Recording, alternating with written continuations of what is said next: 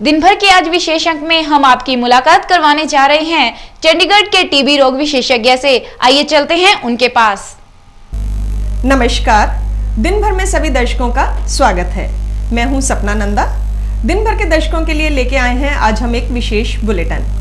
जैसा कि हम सब जानते हैं, संक्रामक रोग वो रोग हैं जो एक बीमारीग्रस्त व्यक्ति से दूसरे बीमारीग्रस्त व्यक्ति तक फैलता है किसी भी माध्यम से, चाहे वो सांस द्वारा हो या दूषित भोजन खाने से या फिर आपस की चीज़ों का इस्तेमाल करने से, एक दूसरे की चीज़ों का इस्तेमाल करने से। और इन संक्रामक रोगों की सूची में ट्यूबरकुलोसिस का नंबर सबसे ऊपर आता है और भारत का स्टैटिस्टिक्स ये कहता है कि प्रतिदिन 1000 व्यक्ति ट्यूबरकुलोसिस के कारण मर जाते हैं और 1.5 मिनट में एक व्यक्ति की ट्यूबरकुलोसिस से मौत हो जाती है। अब ये समस्या बड़ी गंभीर समस्या है।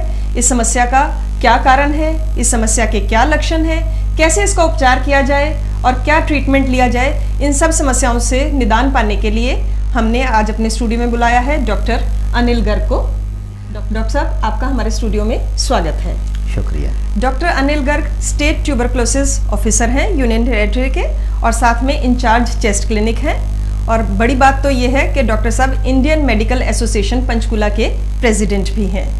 तो डॉक्टर साहब, आज आप हमें ट्यूबरकुलोसिस के बारे में बताइए कि दरअसल ये रोग क्या है।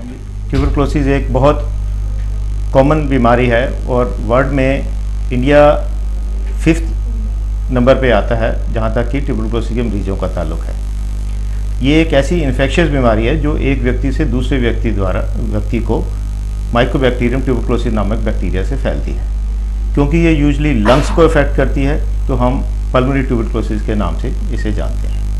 तो ये क्या सभी एज ग्रुप में इक्वल रूप से प्रभावित करती है कि किसी एज ग्रुप में ज़्यादा इसका इफेक्ट पाया जाता है? वैसे तो ये किसी भी एज ग्रुप में, किसी भी कास्ट में, किसी भी रिलीजन में आमतौर पे इक्वल तादाद में पाई जाती है। पर ट्यूबरकुलोसिस जो प्रोडक्टिव एज ग्रुप है 15 से लेकर 45 तक की जो आयु है उसमें ज़्यादा कॉमन रहा कि ये एक इन्फेक्शियस बीमारी है और एक व्यक्ति से दूसरे व्यक्ति तक फैलती है।